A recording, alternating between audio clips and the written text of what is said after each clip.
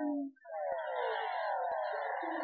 at 10, Casey Anthony was forced to answer questions under oath as part of the defamation lawsuit filed against her. And as we get to hear Casey Anthony now talk about her so-called nanny, Zenaida Gonzalez, all over again. Fox 35's Holly Bristow is here now. She's got the details. Holly? Well, this is the transcript of the deposition. As you can see, it's several pages, 107 of them to be exact. It's pretty clear if we were able to see the video taken of that deposition that we'd see a lot of drama and a lot of Casey Anthony refusing to answer questions, most of the time at the insistence of her attorney, Cheney Mason.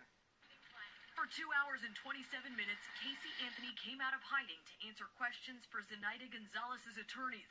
Gonzalez shares the same first and last name as the nanny that Casey Anthony claimed stole her child.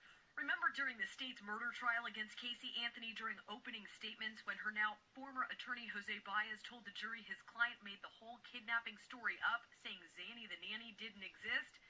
Casey Anthony says there was a Zenaida Fernandez Gonzalez. She claims her former fiancé, Jesse Grund, introduced her to the young woman and that at one point Zenaida had babysat her daughter, Kaylee.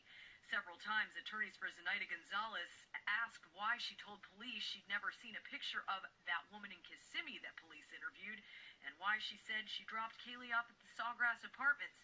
Casey Anthony told Zenaida's attorneys she cleared all Zenaida Gonzalez's she'd been shown pictures of, more than 50, including their client, saying, quote, "I never harmed anybody. I cleared your client the first day. She brought this on herself. You're making this a very large assumption, and I am more than insulted." As for the tie-in to Sawgrass Apartments, Casey said she had friends that lived there, but she hadn't been there in more than a year.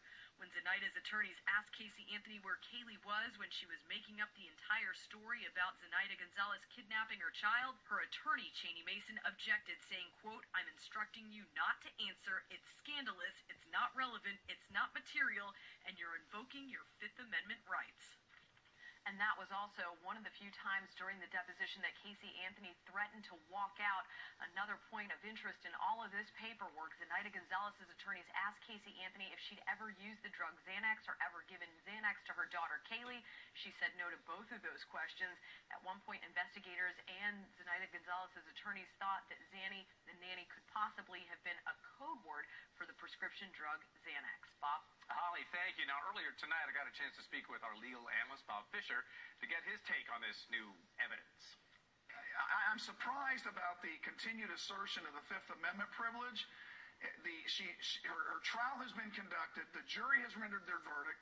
The appellate process has run its course. So I'm very surprised by that. And I'm sure that part of what's going on as far as the legal finesse is an argument by the plaintiff's attorney, Zenaida Gonzalez's position is probably that she no longer has a Fifth Amendment privilege to assert. But her attorneys on her behalf have been asserting it to protect her.